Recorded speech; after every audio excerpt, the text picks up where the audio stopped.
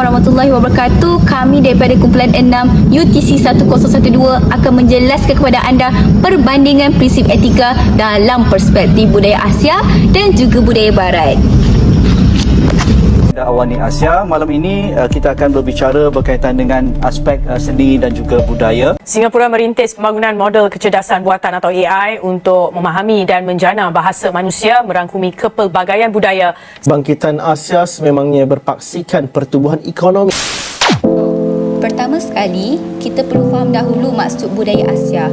Secara mudahnya, budaya Asia ini didefinisikan sebagai kepelbagaian tradisi, adat, nilai, bahasa, seni dan juga gaya hidup yang telah berkembang di seluruh benua Asia. Setiap negara di Asia memiliki sejarah budaya yang amat unik, iaitu merangkumi pelbagai aspek agama, seni bina, sistem nilai falsafah dan banyak lagi. Dan juga contoh yang kita boleh ambil merangkumi pelbagai topik, termasuklah upacara keagamaan, festival budaya, tarian tradisional, muzik seni visual dan juga sastera, serta aspek kehidupan harian seperti nilai-nilai keluarga, adab berkomunikasi dan juga penghormatan terhadap orang tua. Seterusnya, mari kita faham pula maksud budaya Barat.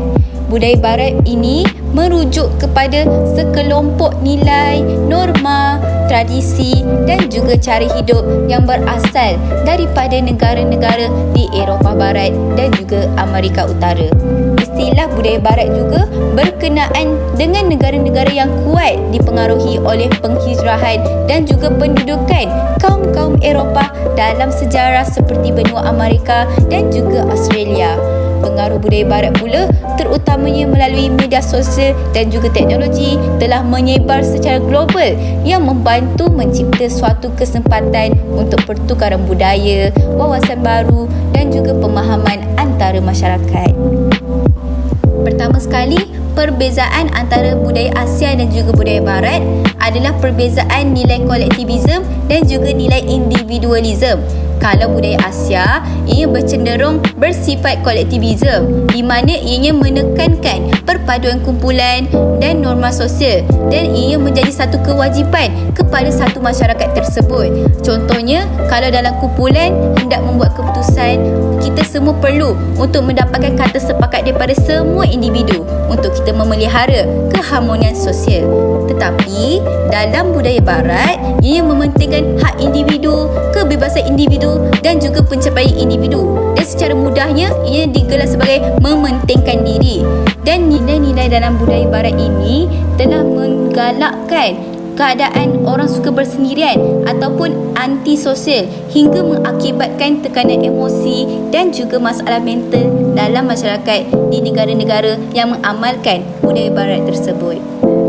Perbezaan kedua pula adalah dari segi penghormatan tradisi yang di mana ianya lebih ditekankan di dalam budaya Asia kerana budaya Barat lebih cenderung terhadap kemajuan. Dan budaya Asia ini memandang tradisi sebagai sebuah panduan. Contohnya dalam sektor kesihatan, masyarakat Asia terutamanya yang beragama Islam, mereka ini lebih gemar untuk dirawat oleh pegawai perubatan yang sama jantina. Hal ini disebabkan oleh penjagaan aurat dan juga keselesaan individu tersebut. Namun, kalau orang-orang di budaya Barat pula, mereka ini lebih optimis. Mereka lebih mudah menerima apa-apa perkembangan dari segala aspek memandangkan mereka tidak mempunyai banyak halangan seperti adat dan juga agama. Kalau mereka ini dalam sektor kesihatan, mereka tidak kisah pun, tidak sama jantina sekalipun, mereka tetap selesa dengan perkara tersebut. Dan perbezaan terakhir adalah dari segi pendekatan budaya Barat dan juga budaya Asia terhadap keluarga. Pendekatan pemuda Barat dan budaya Asia terhadap keluarga adalah berbeza dari segi nilai, norma dan juga tradisi yang diamalkan oleh kedua-dua budaya tersebut. Bagi yang mengamalkan budaya Asia, mereka akan menitik beratkan nilai kekeluargaan dalam kehidupan. budaya Asia juga sering mengutamakan keluarga dalam kehidupan, terutamanya apabila seseorang itu ingin membuat keputusan. Manakala budaya Barat, mereka juga mementingkan kekeluargaan, akan tetapi mereka diberikan hak kebebasan di mana seseorang itu boleh membuat keputusan sendiri, sama ada dalam pendidikan, kerjaya ataupun perkahwinan.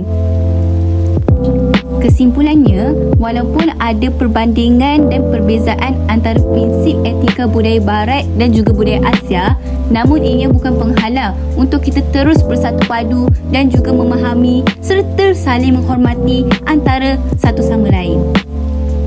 Maka setelah mendengarkan penjelasan tentang budaya Asia dan juga budaya Barat, apa pula perbezaan antara dua perkara tersebut? Ayuh kita minta pandangan daripada orang awam terlebih dahulu.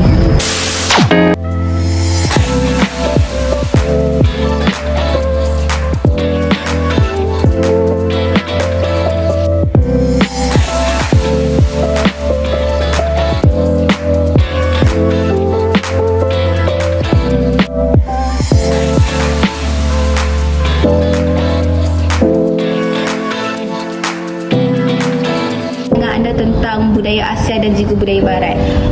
Pada pandangan saya, untuk budaya Asia dan juga budaya Barat, kita punya sedikit perbezaan lah, di mana dalam budaya Asia ini, masyarakat Asia lebih mementingkan aspek rendah diri, di mana mereka lebih tidak berfikiran terlampau terbuka dan mereka mempunyai pantang larang lah untuk apa-apa perkara sekalipun.